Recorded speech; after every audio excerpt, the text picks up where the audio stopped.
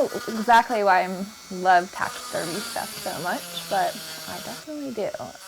I think that the natural world is really interesting. Animals are always super interesting to me. I love my pets and I love, nature and the outdoors. I think the idea of what happens to animals after they die, people after they die, is super interesting, and this idea that you could preserve something is, I don't know, it's fascinating to me.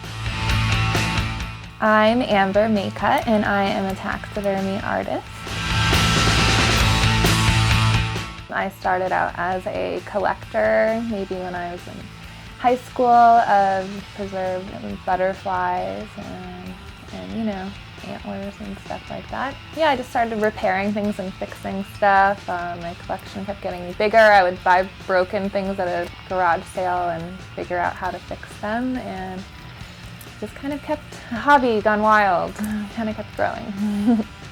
Animals are always super interesting to me. I love my pets and I love, nature and the outdoors, and I think the idea of what happens to animals after they die, people after they die, is super interesting, and this idea that you could preserve something is fascinating. I love natural history museums and the history behind taxidermy and preservation. It's fascinating because it's confusing about, okay, this is a dead animal and it's been preserved in a beautiful way, but there's still a dark side to it, I guess.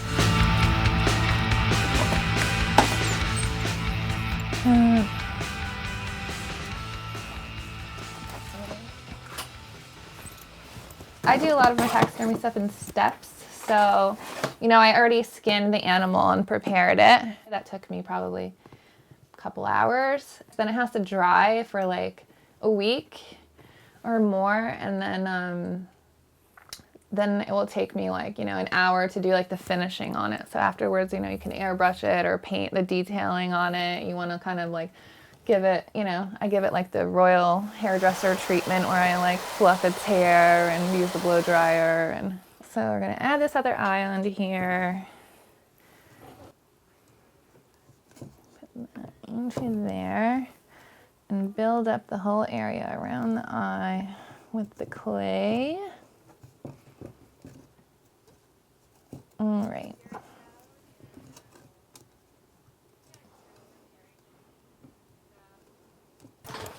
Also, you can like build up or Dremel down the things if they don't fit exactly, and then you can sew everything to fit and like add clay to like build it up. So, okay, here we go.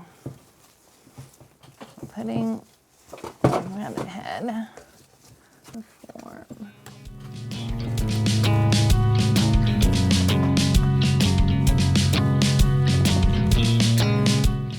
It's certainly interesting how some people are not interested in taxidermy, but at the same time, they eat meat and super subscribe to like the meat industry and all of the animal abuse and cruelty that's involved in all of that. Something like what I'm doing is actually, I feel a lot of times, less inhumane than all that goes into making your Big Mac.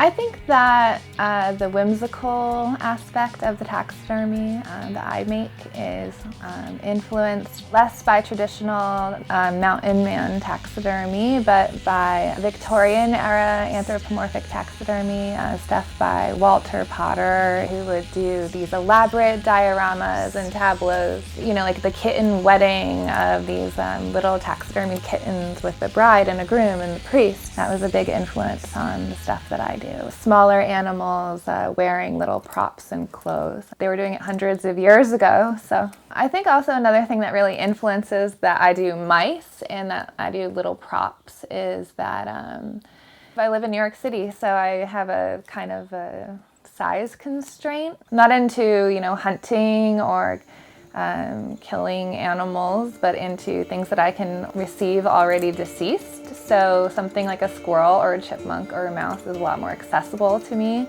than wild animals, and also that I do my artwork out of a second spare bedroom in my apartment. I can sit there and do like a mouse or a small animal. I'm not gonna do like a whole deer, you know.